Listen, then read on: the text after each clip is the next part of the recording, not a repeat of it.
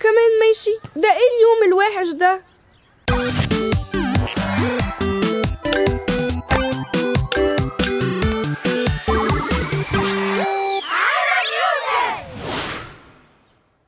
صباح الفل على أحلى ماما في الدنيا.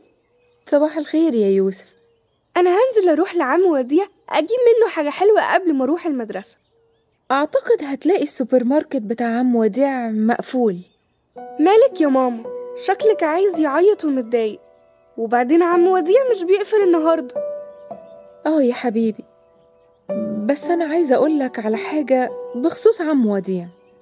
إيه ماله؟ عيان ولا بطل يجيب بسكوت الشوكولاتة اللي أنا بحبه؟ للأسف عم وديع مات. إيه؟ مات؟ ده أنا كنت بحبه قوي، مش بحب أشتري غير من عنده. يعني كده مش هشوفه تاني؟ عم وديع هيوحشني قوي. أنا عارفة يا حبيبي، هو هيوحشنا كلنا، بس أنا عايزاك تهدى علشان تروح المدرسة. بص، أنا كان معايا بسكوت وحطيته في الشنطة بتاعتك. روق يا يوسف كده، ويلا انزل عشان ما تتأخرش على المدرسة. هتوحشنا قوي يا آدم. انت هتسيب المدرسة يا آدم؟ أنا هسيب البلد كلها يا يوسف، هتوحشني قوي. هتسيب البلد؟ هتسافر يعني؟ أيوة ههاجر، أنا وعيلتي كلها. ايه ده؟ يعني مش هنلعب كورة تاني سوا؟ ولا هشوفك في المدرسة كل يوم؟ للأسف بس أكيد لو نزلت أجازة هكلمكم ونلعب سوا. هتوحشني قوي يا آدم.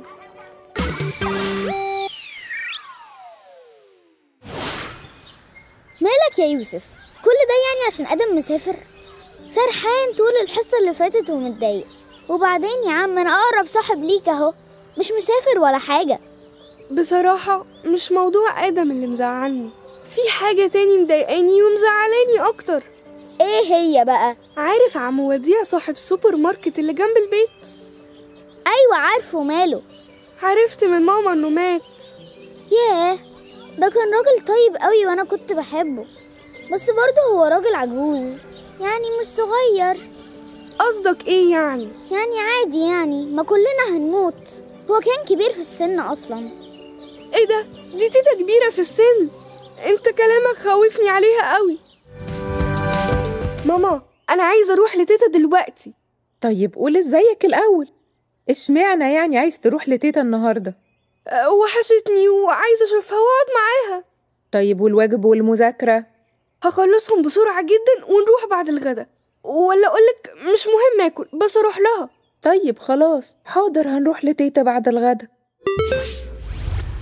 وحشتيني قوي يا تيتا. وانت كمان يا يوسف، وحشني قوي. انتي كويسة؟ في حاجة بتوجعك؟ بتشتكي من أي حاجة؟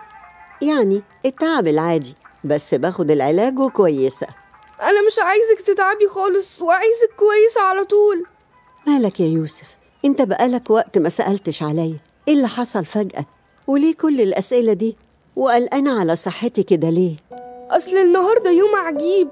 عم وديع صاحب السوبر ماركت مات، وآدم صاحبي اللي في المدرسة مهاجر. أخبار صعبة فعلا في يوم واحد. طب انت حاسس بإيه يا يوسف؟ حاسس إني زعلان ومتضايق إني مش هشوفهم تاني، ومتغاظ قوي إني مش عارف أخليهم جنبي. مقدرة مشاعرك يا حبيبي، بس انت لسه ينفع تكلم آدم صاحبك وتشوفه على الموبايل، ومفيش مشكلة لو انت حاسس انك زعلان ومتضايق ومش عارف تعمل ايه. دي مشاعر طبيعية. طب انتي يا تيتا كنتي حاسة ايه لما جده مات وما بقاش موجود؟ قصدك يعني مشاعر الفقد؟ هقولك يا حبيبي، أنا حزنت وعيطت، والتجربة كانت صعبة قوي عليا، لأن جده كان الوحيد اللي معايا بعد ما كل ولادنا اتجوزوا وبقوا عايشين في بيوتهم. بس أنا دعيت لربنا إنه يديني قوة علشان أستحمل التجربة الصعبة دي. طب وعملتي ايه؟ أكيد كان وقت صعب قوي عليكي. أيوة فعلا كان صعب، لكن عارف ربنا مش بيسمح لنا بتجربة ما نقدرش عليها. يعني ايه؟ هقولك، طالما احنا متكلين على ربنا، أي حاجة بنعدي بيها في حياتنا هيبقى دايما عندنا قوة نتعامل معاها، ولو حاجة أكبر مننا ربنا هيدينا قوة زيادة عشان ما ننكسرش، فتبقى برضو مش أكبر مننا. يعني مثلا لو أنا اعتمدت عليك تساعدني في حاجة، مش هتساعدني؟ طبعا يا تيتا هساعدك. طب تخيل بقى لو اعتمدنا على ربنا، أكيد مش هيسيبنا. أيوة طبعا، مستحيل يسيبنا. عارف يا يوسف، لما جده ساب أرضنا ورجع لربنا كنت زعلانة وكان وحشني جدا، لكن بعد كده اكتشفت إن ربنا حاطط في حياتي ناس أنا بحبهم. زي كده؟ أيوة يا حبيبي، زيك أنت وإخواتك وولادي، أنا بحبهم وهم كمان بيحبوني. على فكرة جده لسه بيوحشني وبفتكر له حاجات جميلة كتير معايا، لكن عارفة إن في حاجات تانية لسه حلوة أستمتع بيها. عندك حق يا تيتا، كلامك جميل، ولسه في حاجات حلوة وناس جميلة حواليا. أنا بحبك يا تيتا. هتوحشني يا آدم، بس أكيد هنتكلم كتير. وانت كمان هتوحشني قوي يا يوسف، طبعا هنتكلم كتير. دي هدية بسيطة أنا عملتها لك عشان تفتكرني بيها.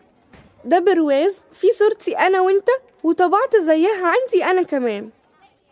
شكرا يا يوسف على الهدية، حلوة قوي. أنا هحطها في أوضتي أول لما أوصل.